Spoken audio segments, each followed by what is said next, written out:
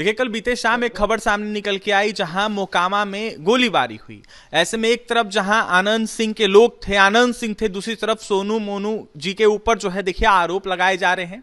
ऐसे में अब जाकर पुलिस छानबीन कर रही है। तो वहीं जो सोनू मोनू के पिता हैं प्रमोद कुमार, उन्होंने मामला जो है वो थाने में जाके दर्ज करवाया, एफआईआर दर्ज करवाया। ऐसे में खुद हमारे साथ प्रमोद कुमार हैं, जुड़ेंगे, बात करेंगे। प्रमोद जी, पहले ही सवाल हमारी रहेगी आपसे, कल क्या हुआ था? जिस समय घटना 4:30 बजे हुई थी, उस समय हम पटना ऑनरेबल हाई कोर्ट से काम करके भागलपुर इंटरसिटी से आ रहे थे। एक भूतपूर्व मुखिया हमारे ग्राम पंचायत नौरंगा जलालपुर के श्री रविंद्र सिंह हैं, वो बताए कि आपके गांव में गोली चली है या कुछ घटना घटी है। तो भाई मुझे मालूम नहीं है। तो हम तत्काल अपने चचेरे भाई को फ़ोन किए तो कहा हाँ गोली चल रही है। कल कौन चला रहे हैं भाई? तो विधायक जी गोली चला रहे हैं।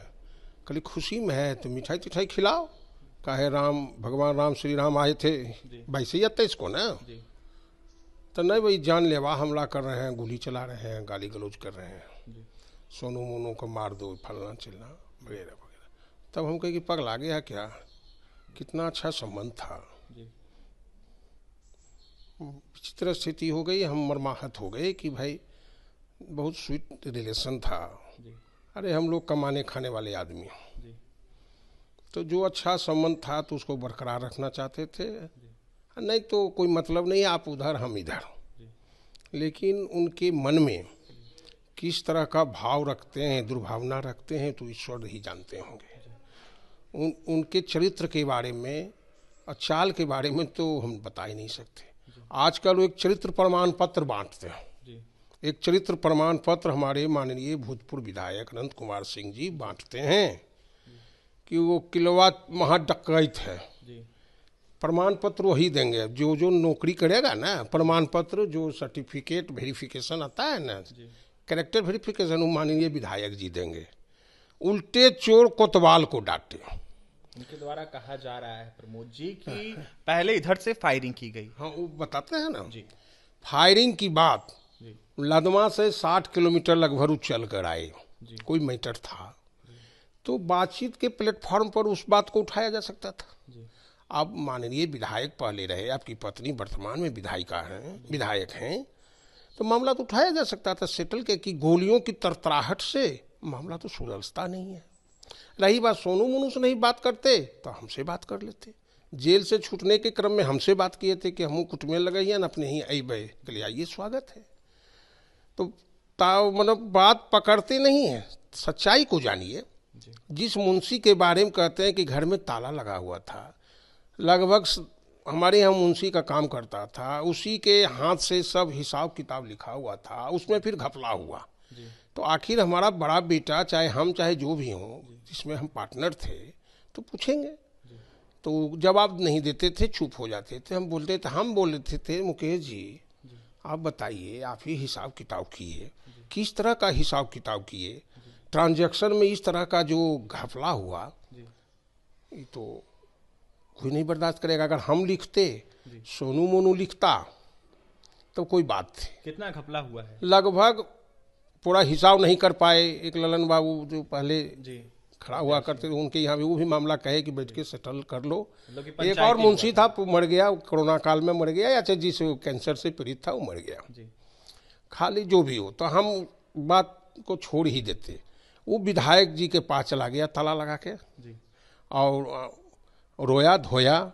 विधायक जी एक्साइटेड हो गए। उनके जो सलाहकार थे बोले कि पुलिस का मैटर है, पुलिस एफआईआर कीजिए। अगर हम आप किसी के खिलाफ कुछ करेंगे तो थाना में तो आवेदन देना ही होगा, लाजमी है, ये कॉन्स्टिट्यूशनल राइट है, सबका है कि जाकर कार्रवाई पुलिस करती नहीं। पुलिस के यहाँ आवेदन दीजिएगा थाना में, तब वो कार्रवाई करेगी।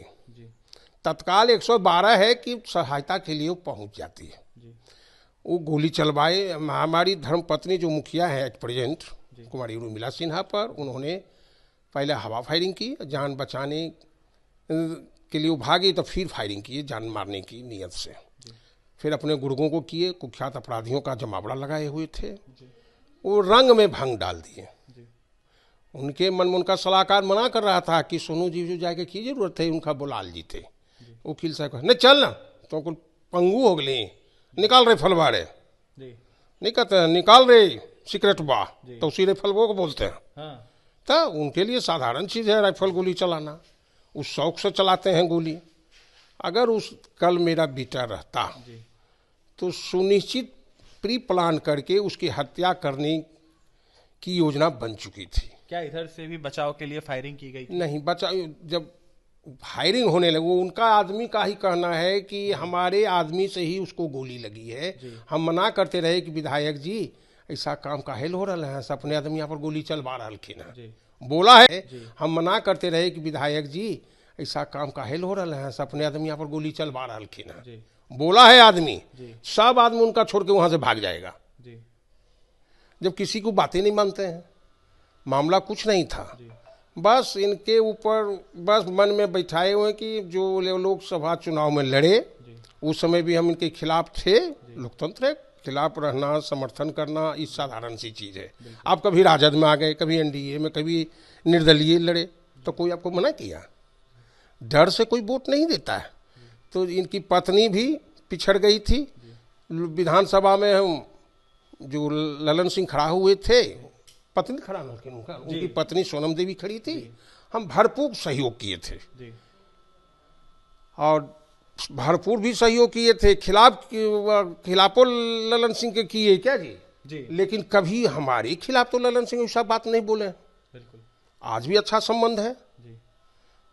हम तो कहाँ कैसे कैसे आनंद सिंह के फेर में पड़ गए कि सुधरेंगे, जैसे जैसे बुढ़ा होते जा रहा है, विचार इसका दूषित होते जा रहा है। आपके बेटे को फंसाने की साजिश की जा रही है।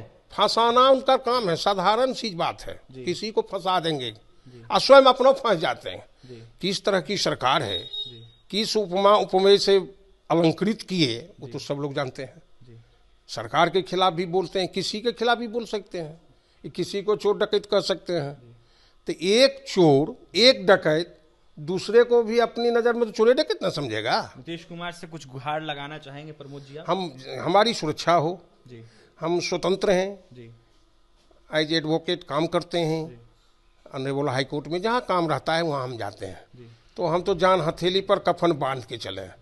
अगर वो हमारी हत्या करा देंगे तो मरेंगे तो एक ही दिन, लेकिन अपनी सुरक्षा, अपनी इज्जत और प्रतिष्ठा बचाने के लिए अगर घर पर कोई गोली आकर चलाएगा तो जान तो दे सकते हैं ना, जरूरत पड़ी तो जान भी ले सकते हैं। आपके बेटा के जान को भी खतरा है? मार देगा, कभी भी मार देगा जी। जो उसमें सटा है सबकी वो हत्या करवाया है। धमकी भी आ रही है क्या?